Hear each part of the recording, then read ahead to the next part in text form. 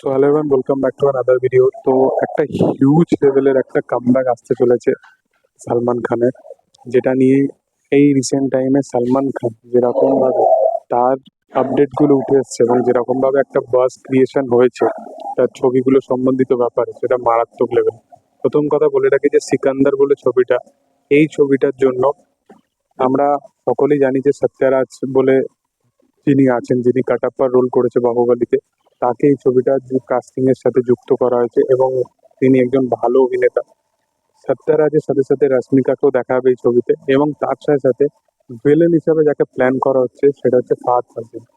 মানে সালমান খান, ফাহাদ ফাজিল একই ছবিতে একই সাথে, সেই ছবির বাস কি লেভেলের হবে। এবং এই ছবিটাকে পরিচালনা করবে এআর মুরগাদা। সালমান খান তার কাজ নিয়ে এখন প্রচুর লেভেলের সিরিয়াস হয়ে গেছে।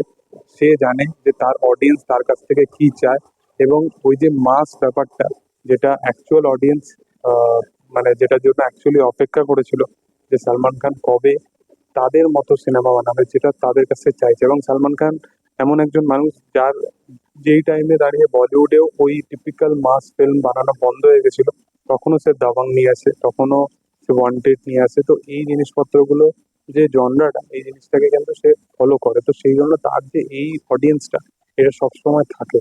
তো ফাইনালি সিকান্দারে সালমান খান ভার্সেস ফাহাদ ফাজিল, এটা একটা রিউমার উঠে আসছে। এটা যদি হয় কনফার্মেশন, এটা মারাত্মক লেভেলের হবে এবং এটা হতেই পারে। তার রিজন হচ্ছে অ্যাটলির সাথে সালমান খানের যে সিনেমাটা আসতে চলেছে, এই সিনেমাটা কিন্তু মানে যা যা আপডেট উঠে আসছে এখনো অব্দি এই সিনেমাটা কিন্তু কনফার্মেশনের দিকেই আছে। অ্যাটলি এবং সালমান খানের সিনেমাটায় যাকে প্ল্যান করা হচ্ছে ভিলেন বা অ্যান্টাগনিস্ট হিসাবে, সেটার নাম হচ্ছে কামাল হাসান। এবং এটা নিয়ে আজকে নিউজ পেপারেও বেরিয়েছে, গতকালকে অনেক বড় আপডেটও উঠে আসছিল যে রজনীকান্ত ছিল, কিন্তু রজনীকান্ত নয়, এই ছবিটাতে ভিলেনের পার্ট করবে কামাল হাসান।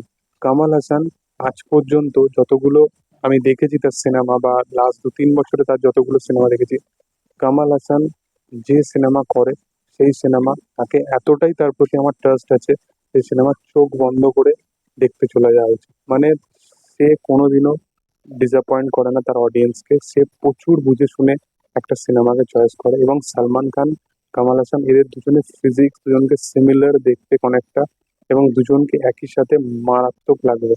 এবং অ্যাটলি তার হিরোদেরকে, তার ভিলেনদেরকে যেভাবে প্রেজেন্ট করে, মানে বিজয় থালাপতি এবং বিজয় সেতুপতি যেরকম মাস্টারে ছিল, ওই রকম কাইন্ড অফ যদি প্রেজেন্টেশন হয় এবং স্কেল এত বড়, এখনকার যে প্রজন্ম, তার সাথে সাথে মাস্টার তো অনেকদিন আগে এসেছিল, এবং অনিরুদ্ধের বিজিএম যদি থাকে, তো ছবিটা কি মাত্রায় যাবে। এবং এই ছবিটার আগামী দিনে কত রেকর্ড ব্রেক করতে পারে, সেটা মানে ধারণার বাইরে।